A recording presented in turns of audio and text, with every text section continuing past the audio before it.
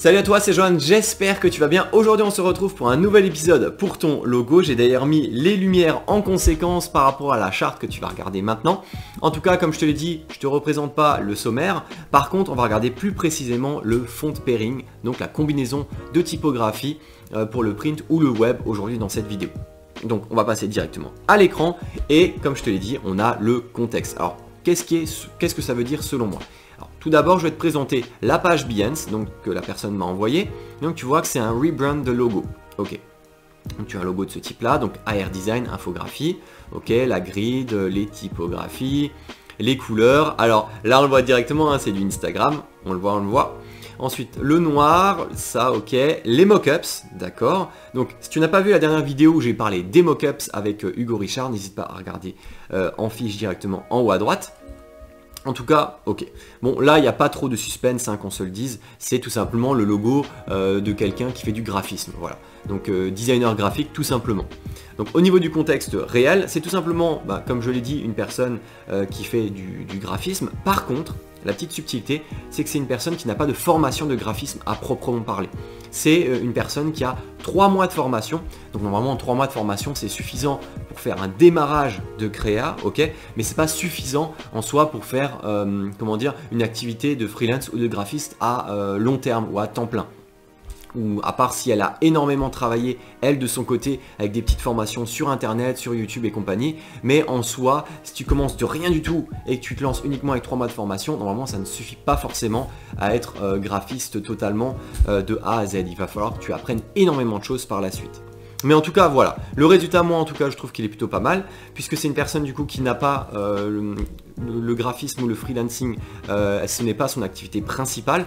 Elle a une autre activité principale, et celle-là, c'est plutôt une activité secondaire pour faire justement des logos, du print, du web à côté. Donc, en tout cas, maintenant, on va pouvoir passer à la description du branding, tout simplement. Alors, ce qui est déjà bien, c'est que c'est pas uniquement un logo, d'accord? C'est un logo branding, donc ça veut dire que tu as une sorte de combinaison d'une identité avec des couleurs, des typographies qui vont faire que derrière, elle va pouvoir le réutiliser de plein de manières différentes pour son business. Tout d'abord, nous avons le logo principal.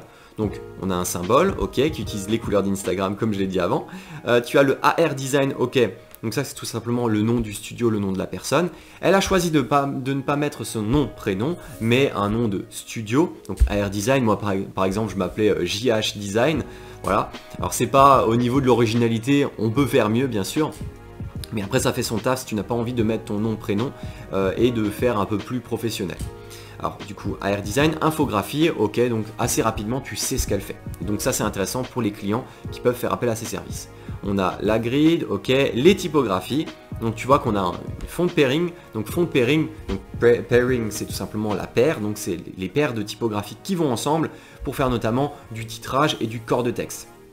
Très souvent, tu n'as pas une seule typographie pour l'ensemble de tes créas, mais tu en as plusieurs, notamment 2 très importantes qui permettent notamment de faire les titres et le corps de texte. Donc là, par exemple, Vertigo Pro, a priori, c'est voilà, c'est ici, c'est le titre, alors que la Quicksand qui est ici, qui est un peu plus arrondie, celle-là, elle est plutôt dans les corps de texte ou les sous-titres. Ok ? Ensuite, on a les couleurs, donc là, le noir, ça c'est pas vraiment un noir, c'est plutôt un gris anthracite. Ensuite, tu as les 3 couleurs du dégradé Instagram là, qui sont séparées. Ok, on a cette présentation-là, celle-ci, et les fameux mockups que je t'ai présenté juste avant. Donc, moi, au niveau de tout ça, est-ce que selon moi c'est utilisable en réel, de manière professionnelle? Eh bien je te dis oui, tout simplement parce que c'est clean, c'est sobre, c'est coloré, ça donne envie. Moi si j'étais un client, parce que il ne faut pas oublier qu'il faut que tu penses de la manière d'un client avant tout, avant de penser à tes propres intérêts, à vouloir faire une charte graphique qui pète, qui est trop bien, que tu adores, c'est très important, ok. Mais il faut avant tout penser à ton client, qu'est-ce que lui il recherche. Si tu as une identité graphique qui est extrêmement atypique, vraiment très sympathique pour nous en tant que designer, mais que le client ne s'y reconnaisse pas du tout, ça l'intéresse pas du tout, forcément à ce niveau-là en fait tu auras perdu un prospect, d'accord? Donc le plus important c'est que pour le prospect, eh bien ce soit intéressant et qu'il ait envie de faire appel à toi. Et là, franchement, on a envie de faire appel à cette graphiste, tout simplement parce que c'est coloré, on voit que c'est propre, voilà, on imagine qu'elle fait du bon travail à travers son identité, parce que c'est dans l'air du temps. Après, voilà, pour la dernière partie, il y a quelques petites choses à modifier selon moi. Alors j'ai noté deux choses. Tout d'abord, tu as le symbole. Je trouve qu'il y a un petit souci d'équilibre. Alors après, ça dépend.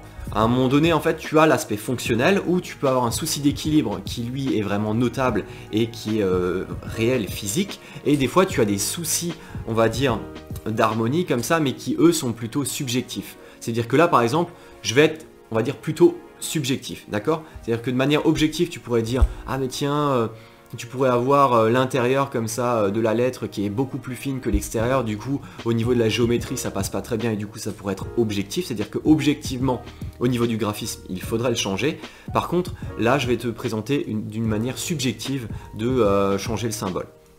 Et deuxièmement, on va voir tout simplement le fond de pairing de AR Design Infographiste, tout simplement parce que je trouve que ça ne fonctionne pas aussi bien que ce que la graphiste souhaitait faire. En tout cas, ça c'est mon avis, je trouve qu'objectivement, ça ne fonctionne pas aussi bien que cela devrait être. D'accord?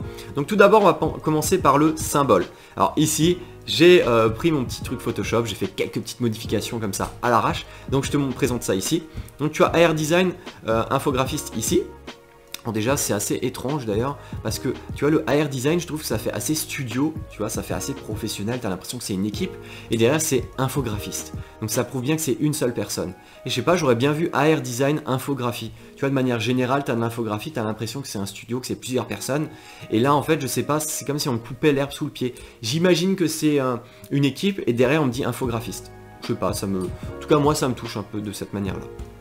Ensuite quand je regardais en fait la page Behance, tu vois, je regardais le logo, ok, je regardais s'il y avait différentes formes du logo. Et en fait, a priori, on voit uniquement le symbole seul et le logo de cette manière-là. Et justement, comme je l'ai présenté dans différentes vidéos, notamment au sujet des logos responsive, c'est que ton logo, il faut qu'il puisse s'adapter à tout type de milieu, ok? Et donc je me suis amusé avec Photoshop à créer d'autres versions du logo. Là, tu as notamment la version allongée, donc tu vois celle-là avec le symbole AR Design Infographiste. Comme ça, elle peut l'utiliser sur son site web, dans le menu ou autre. Alors le AR n'est pas forcément indispensable vu qu'il est présent dans le symbole, mais après, à voir comment ça peut fonctionner. Ensuite, tu as la possibilité de réduire, d'enlever la baseline infographiste et de mettre uniquement AR Design. Mais attention, parce que là, actuellement, le symbole AR, bah, il est pas du tout, je trouve qu'il fonctionne pas du tout avec la typographie du design. Donc peut-être que le AR Design ou le design pourrait changer de typographie à ce niveau-là. D'accord ? Et ensuite, ce que je te disais, c'est la modification du symbole. Alors actuellement, je trouve qu'il est plutôt bien équilibré, mais il y a des petits ajustements que j'aurais fait personnellement pour que ça fonctionne encore mieux. Si tu ne me suis pas sur Instagram, tu n'es peut-être pas au courant, mais j'avais réalisé notamment une petite story, une vidéo à ce sujet. J'avais notamment vu le logo de Nike, donc Nike, l'entreprise internationale. L'image de profil de Nike n'est pas centrée. Et ça m'a choqué et du coup je me suis amusé dans la story à montrer comment tu pouvais le centrer, décentrer. Je ferai certainement une vidéo entière à ce sujet. Mais en tout cas le plus important c'est que visuellement ce soit propre et clean pour l'œil, tu vois. Nous on recherche tous la géométrie, très souvent en tout cas. Et la géométrie, pour cela, il faut qu'elle soit visuelle. Même si au niveau des pixels et tout, tu te dis « Ah non, mais c'est parfaitement symétrique ». Oui, mais peut-être qu'au niveau de l'œil, ça ne fonctionne pas de la même manière. Et c'est pour ça que il faut trouver la symétrie de l'œil avant la symétrie réelle et physique. Donc là, à ce niveau-là, le AR, je l'ai changé et j'ai fait une légère modification. Là en fait à ce niveau là, si je ne me trompe pas, tu vois le centre, on va dire le centre du symbole c'est environ ici, d'accord? Et du coup je me suis dit bah tiens je vais faire passer le R, je vais faire passer au centre du symbole, ok? Et donc pour ça j'ai tout simplement changé. Donc là son R actuellement je trouve qu'il est un peu plus, il est un peu moins présent que le A, tu vois le A il est très présent et le R il est un peu oublié. Et du coup pour ça en changeant, en mettant la boucle un peu plus bas, eh bien je trouvais que ça donnait un peu plus d'importance au R. Et du coup de cette manière là je trouvais que c'était beaucoup plus puissant, tu vois, que comme ça. Ensuite ce que j'ai encore rajouté comme élément c'est tout simplement peut-être de l'épaisseur. Oh là je l'ai vraiment fait à l'arrache, c'est dégueulasse.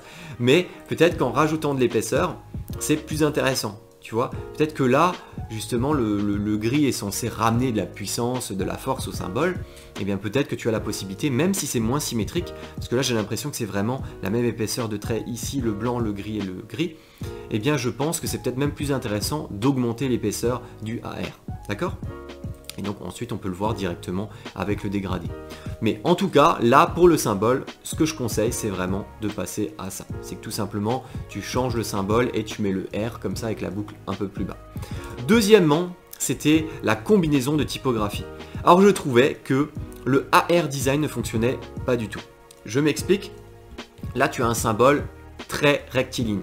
Vraiment, c'est du rectiligne, c'est typiquement ce que moi je fais tout le temps dans mes logos, je fais pratiquement que du rectiligne, des typographies comme ça, sans sérif, des trucs bien géométriques. Et là, effectivement, c'est bizarre, mais c'est du géométrique. Le sous-titre là, la Quicksand, c'est du géométrique, et pourtant, cette typographie-là, eh bien, elle part un peu elle est un peu fofolle, tu vois, comme ça. Et je trouve que ça fonctionne pas très bien. Tu peux, dans beaucoup de cas, avoir des logos comme ça où tu utilises une typographie qui a des formes un peu plus arrondies, tu vois, pour contraster, mais je trouve que le contraste ne fonctionne pas forcément bien ici. Donc peut-être, voilà, tu m'excuseras si je me trompe, hein, mais je trouve que celle-là, faudrait tout simplement la changer et mettre autre chose. Peut-être encore quelque chose de rectiligne, ou peut-être totalement quelque chose de totalement opposé. Mais ce qui est sûr, c'est que quand tu fais des titrages, bah voilà, essaye d'avoir quelque chose de quand même relativement impactant et gras, pour que ça puisse bien se lire. En tout cas, je voulais te montrer, ou je voulais vous montrer à vous tous, des petits sites de font pairing comme on appelle, c'est tout simplement des combinaisons de typographie ensemble pour justement ces logos, ces identités graphiques, son site web ou des éléments print ou web. Donc tout d'abord tu as Type Inspiration. Donc là tout simplement on va te présenter, alors c'est bien parce que tu as des fonds de pairing et tu as également de la couleur. Donc là par exemple tu vois assez rapidement, tu vois ici, ici, ici, ici, ici, ici. Tu vois qu'il y a deux typographies, donc la typographie en haut c'est Arsenal et en dessous tu as OpenSand. Tu vois, c'est combinaison Arsenal OpenSand. Donc Arsenal en haut, OpenSand en dessous, avec des petites couleurs comme ça qui vont plutôt pas mal avec les deux typographies. Ici notamment, tu as Quicksand Lato. Donc la Quicksand, celle-ci, c'est celle que tu utilises actuellement dans ton propre logo, là, infographiste, donc qui est présente ici en haut, et là en dessous tu as de la Lato. Donc c'est ce qu'on appelle une typographie display. Display c'est tout simplement, en français ça veut dire affichage, donc c'est une typographie qui est prévue pour faire de l'affichage sur le web, donc notamment le corps de texte. Tu as notamment Queenstown là, tu vois, la Amaranth et de la OpenSand. Tu vois par exemple ça pourrait peut-être bien fonctionner.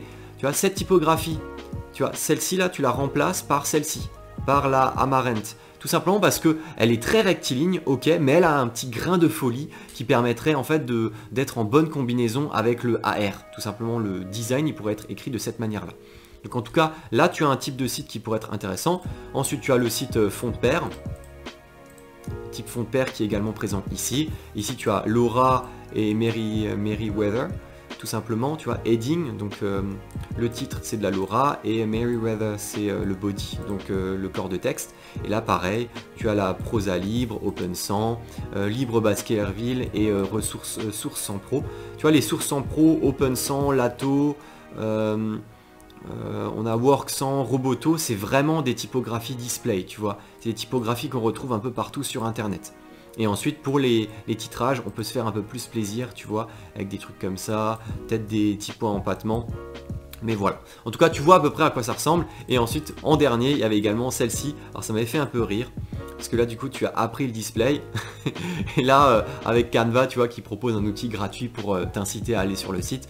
Là, tu as Quicksand et Faraway. Et ensuite, il te montre un exemple réel. Franchement, je suis pas certain à 100% que ce soit précisément cette typographie qui est utilisée là. Hein. Je pense que c'est plutôt un truc qui recherche sur internet une image qui ressemble. Mais je pense que c'est un peu du bullshit. Hein. Mais bref. En tout cas, voilà. Avec ce branding là que je t'ai présenté ici, avec AR Design, j'ai voulu te montrer à quel point il était important de gérer maintenant dans le détail, c'est-à-dire si tu as un bon logo, dans le détail, tu gères le pixel perfect, tu gères l'équilibrage comme ça visuel, donc au niveau du R, tu vois, tu gères l'équilibrage visuel et également au niveau de la combinaison typographique, tu gères cette combinaison-là en utilisant des sites tierces qui vont te montrer justement des types de typographie à utiliser. En tout cas, ça m'a fait extrêmement plaisir de commenter le travail de Amélie Rieu, design infographiste, qui est également présente sur Instagram. Donc voilà, n'hésite pas à la suivre également parce qu'elle fait vraiment du très bon travail pour quelqu'un finalement qui n'a pas une formation de graphiste ou de web designer à l'origine.